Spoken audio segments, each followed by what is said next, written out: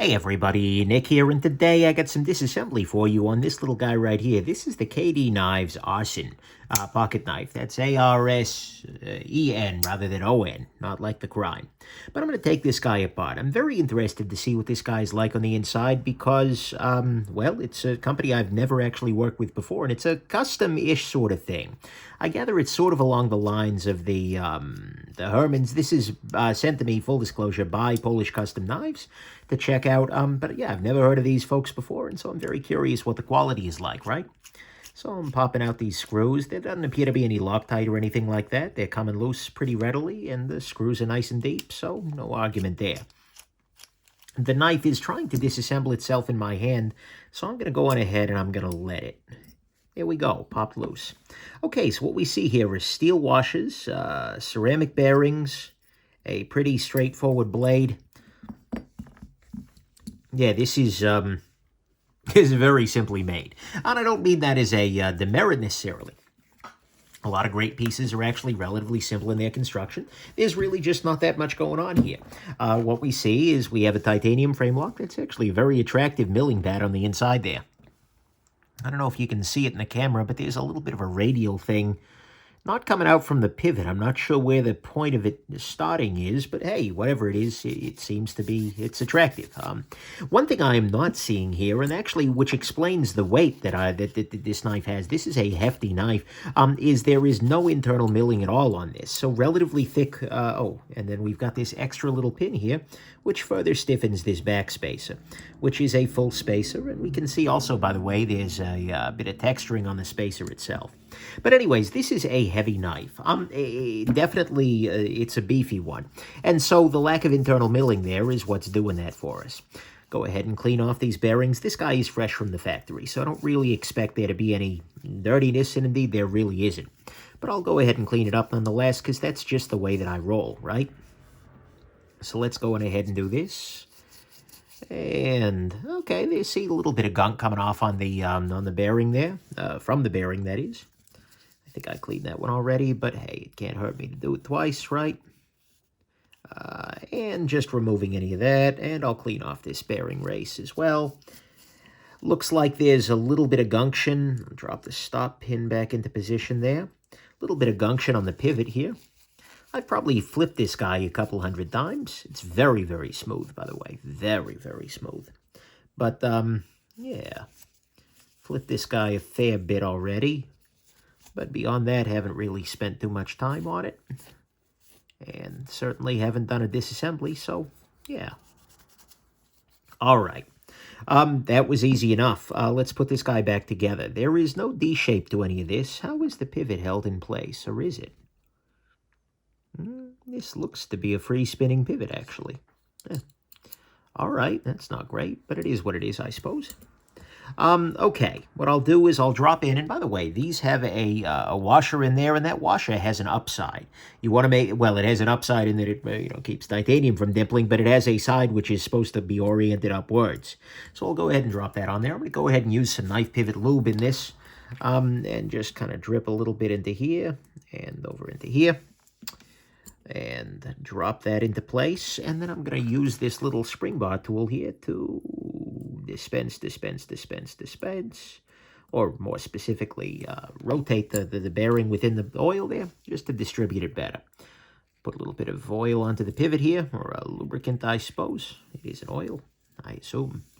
I'm sure there's some sort of oilologist who might disagree with me, but at least to my standards, it's a freaking oil. Okay, I'll go ahead and put a drop of the lubrication inside of the detent ball hole. That's probably way too much, but unfortunately this knife pivot lube bottle is a little enthusiastic. It really wants to share the love. So I'll soak a little bit of that up, maybe a little more. Just that way it gets out and about there. I'll go ahead and I'll drop the blade onto this whole affair. Nicely machined, pretty precise. Drop this here. And a little bit onto the bearing race there. And rotate the whole thing around. Sure, I'll just throw the throw the washer there. Okay, great. So we are actually ready to put this guy back together. Relatively simple. Not a whole lot going on here. And let's... Okay, there we go. The pivot didn't want to go all the way in until I disengaged the lock bar. That makes some sense, actually. So what I will do is I'll use a little bit of blue Loctite here. Loctite on a stick. And by the way, if you're curious about any of the tools or substances I'm using for this disassembly, go ahead and go to nickshabazz.com/tools, and you will see a video that discusses all of them with links to purchase and whatnot. That is an option for you. Go ahead and put a little Loctite onto this guy. Torx fittings are great. Super deep. I appreciate that. Slide this in here. The last screw goes in. Pivot isn't tightened fully yet, but I figure I'll screw in these back screws first. Just get everything locked down before I start tightening it up. Okay. So, okay, pivot is fully tight. Oh, boy, that's smooth.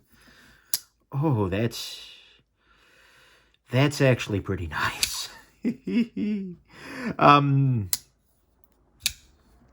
That knife got smoother. And it's not like this is, so there are many kinds of smooth in the pocket knife world, right? You know, there are smooth that's very sort of a frictionful smooth, where it's like, you know, there's absolutely no, there's not like any variation, but it takes a fair amount of effort. There is a glassy smooth, and I would put this as that, because you definitely need to put in effort every time, but it is just deliciously smooth. It just glides beautifully, and with even the slightest little hint, it comes falling shut. And then there are like finger guillotines. This is not that. It's kind of more, honestly, along the lines of what you see from companies like Olamic. This kind of reminds me a little bit of their kind of action. With strong lock bar tension here, we don't have any blade play, do we? No blade play. Centering. Is the centering slightly off? Try to figure this out. Maybe a little tiny bit. What happens if I tighten the pivot just the slightest bit more? Well, it starts spinning freely. That's one thing. Okay, yeah, that tightened. That sent everything back up.